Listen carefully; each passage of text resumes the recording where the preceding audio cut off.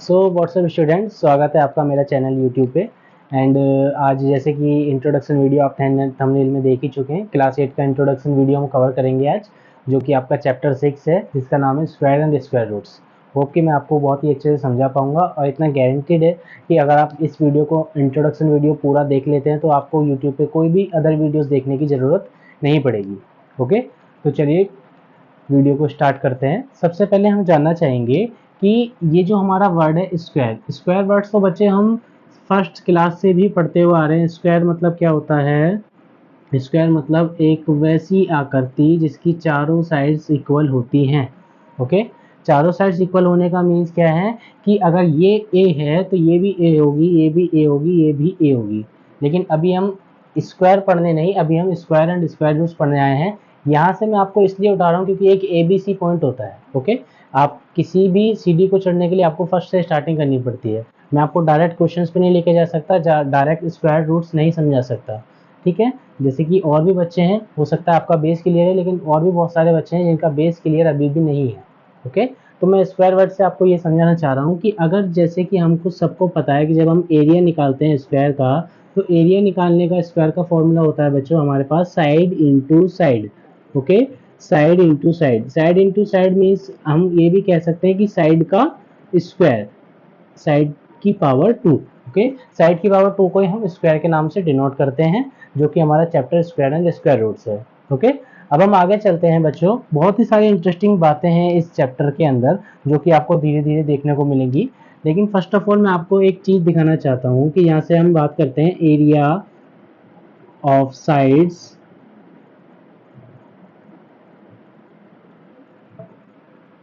ठीक है बच्चों, तो जैसे कि एरिया का फॉर्मूला होता है side into side, that mean side का स्क्वायर। ओके, तो इसी तरीके से मैं आपको एक चीज सिखाना चाहता हूँ। यहाँ पे आप देख सकते हैं, बहुत ही ध्यान से देखिएगा। मैंने लिखा है sides of square. Okay, sides of square, and दूसरे टेबल में मैं यहाँ पे लिखूंगा area of square. Okay, area of square.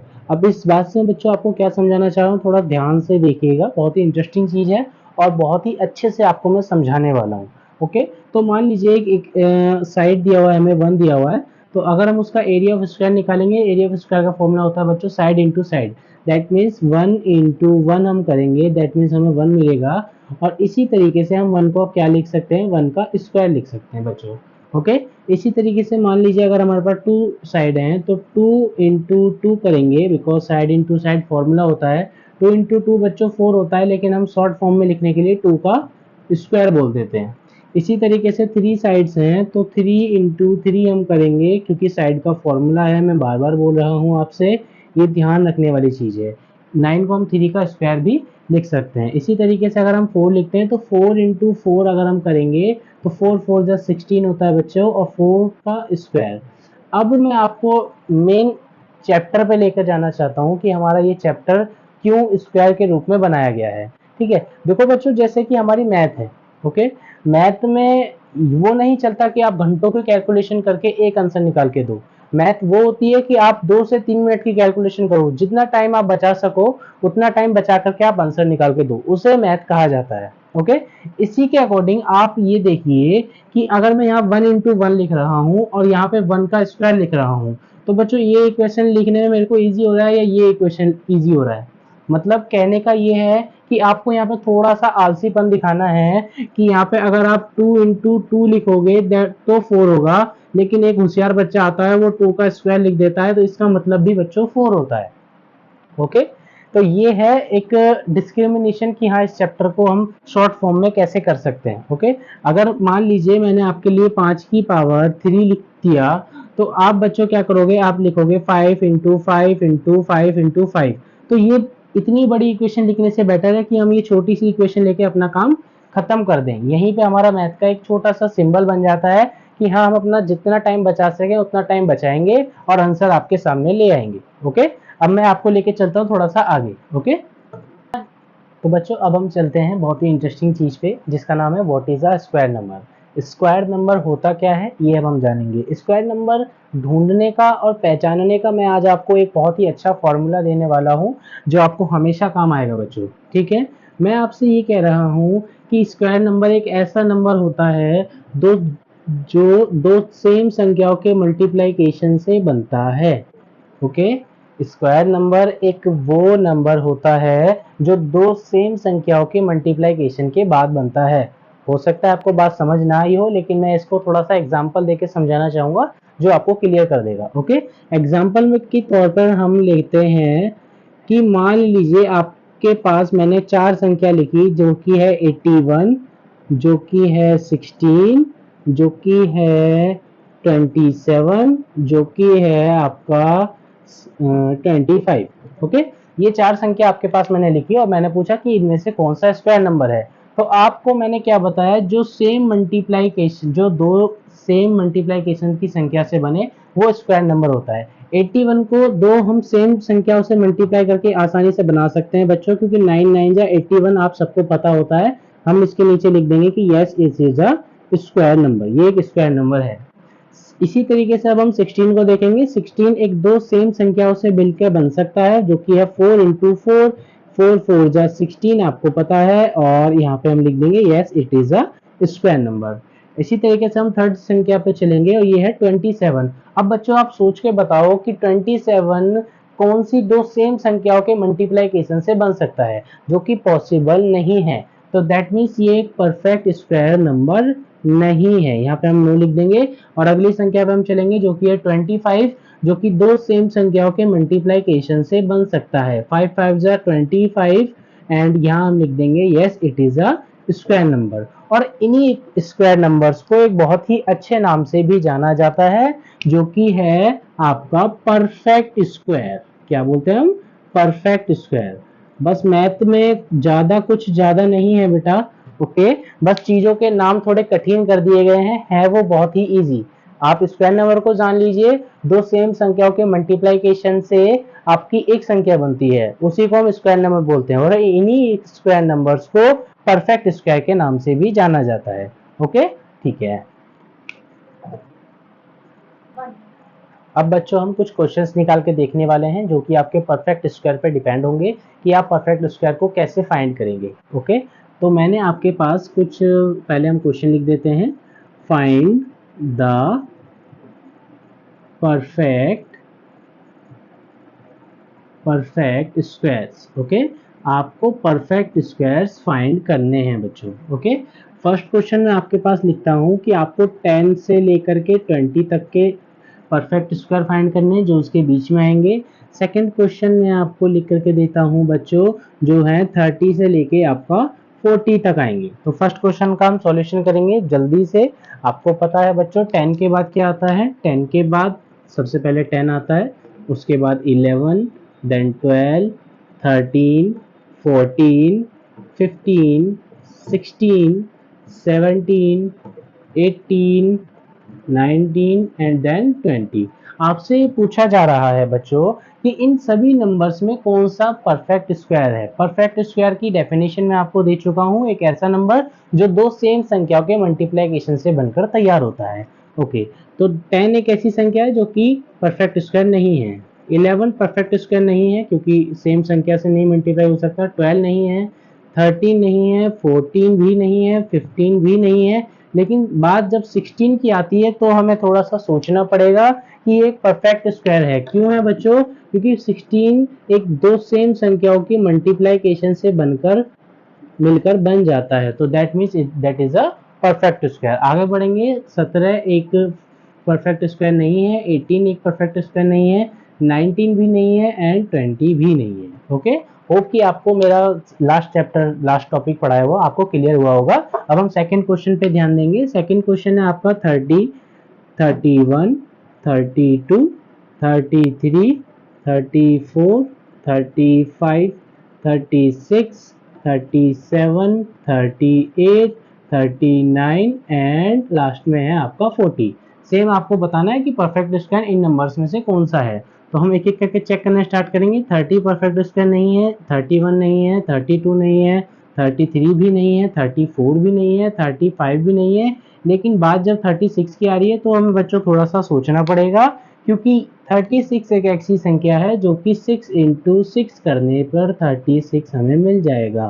That means कि दो सेम संख्याओं की मल्टीप्लाइकेशन पे हमें अपनी संख्या मिल रही है। इसका मतलब दैट इज एक परफेक्ट स्क्वायर ये है। एंड 37 बच्चों नहीं है, 38 भी नहीं है, 39 भी नहीं है एंड 40 भी नहीं है। ओके, होप कि आपको ये चीजें क्लियर हुई होंगी। अब हम अपने नेक्स्ट टॉपिक पे चलते हैं। ओके, तो बच्चों अब हम आ गए हैं अपना वीडियो के एंडिंग चैप्टर पे, ठीक है, जो कि है कुछ प्रॉपर्टीज़ हैं स्क्वायर नंबर्स की, जो कि आपको शायद पहले से नहीं पता होंगी। मैं भी बताने की कोशिश करूंगा आपको। तो क्वेश्चन पढ़ेंगे। क्वेश्चन क्या लिखा हुआ है? Following table shows the squares of numbers from 1 to 20। इस टेबल के अंदर आपको 1 से लेकर 20 तक के स्क्वायर नंबर दिखाए गए हैं कि 1 का स्क्वायर कितना होता है, 2 का स्क्वायर कितना होता है, 3 का स्क्वायर कितना होता है।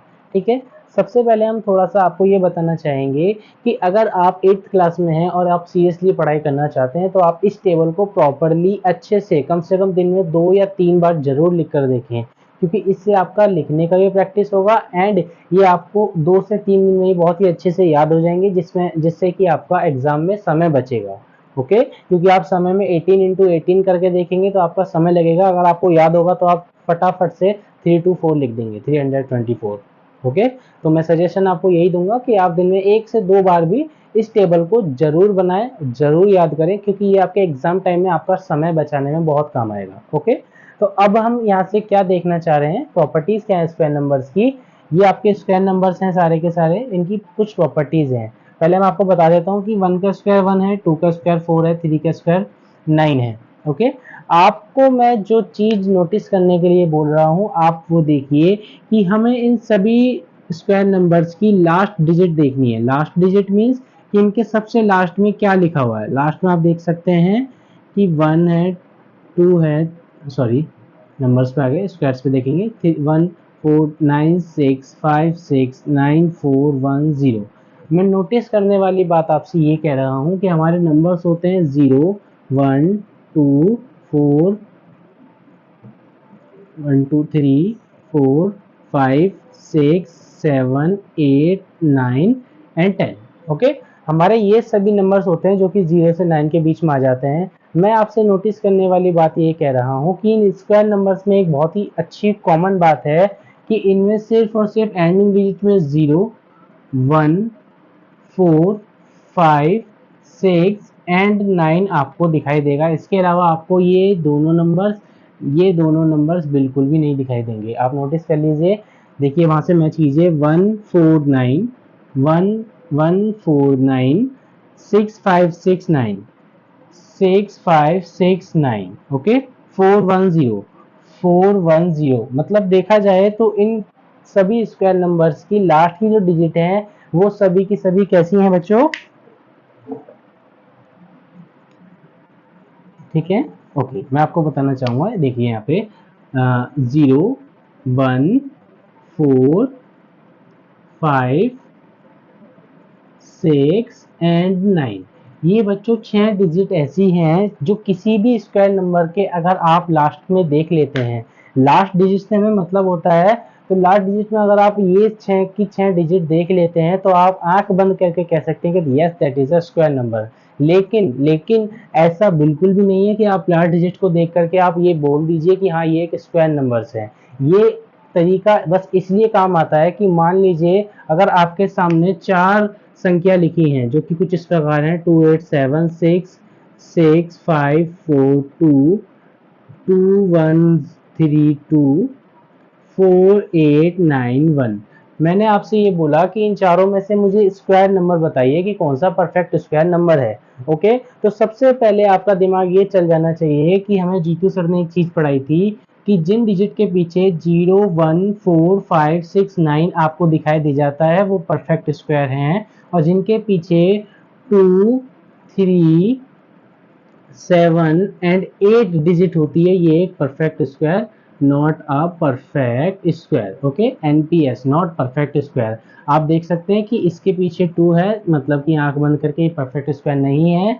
इसके पीछे 2 है, ये परफेक्ट स्क्वायर नहीं है, इसके पीछे 6 है, ये परफेक्ट स्क्वायर हो सकता है, लेकिन हमें कैलकुलेशन से चेक करना पड़ेगा। मतलब हमारा काम थोड़ा सा ईजी हो जाता है कि अब हमको चारों निकालने की ज़रूरत नहीं पड़ेगी, क्योंकि हमको एक चीज़ पता चल चुकी है, जिन संख्याओं की लास्ट डिजिट 0, 1, 4, 5, 6, 9 में से एक है, वो एक परफेक्ट स्क्वायर नंबर हो सकता है। वो है या नहीं, ये हमें प्रॉपर कैलकुलेशन करने के बाद पता चलेगा। ओके, तो यहाँ हमारी इंट्रोडक्शन वीडियो थोड़ी सी खत्म होती है, एंड इसके बाद मैं आपको बहुत ही इंटरेस्टिंग वीडियो देने वाला हूँ मैथ से रिलेटेड। आपके जो भी क्वेश्चन है, जो भी कंसर्न है, आप हमें कमेंट बॉक्स में बता सकते हैं। छोटी वीडियो मैं आपके लिए इसलिए बना रहा हूँ क्योंकि हो सकता है अभी आपके पास समय ज़्यादा ना हो। ओके, एंड हमारा ये वीडियो खत्म होता है, और आप बता सकते हैं नेक्स्ट वीडियो आप किस क्लास पे चाहते हैं, किस चैप्टर पे चाहते हैं, किस एक्सरसाइज पे चाहते हैं। हम आपके लिए वो वीडियो बनाएंगे बहुत ही अच्छी तरीके से। एंड अगर आपको वीडियो अच्छा लगा हो तो आप वीडियो को लाइक, कमेंट और सब्सक्राइब जरूर कीजिए, एंड हमारा चैनल को शेयर जरूर कीजिएगा, कि इससे हमें मोटिवेशन मिलता है। Thank you so much for watching.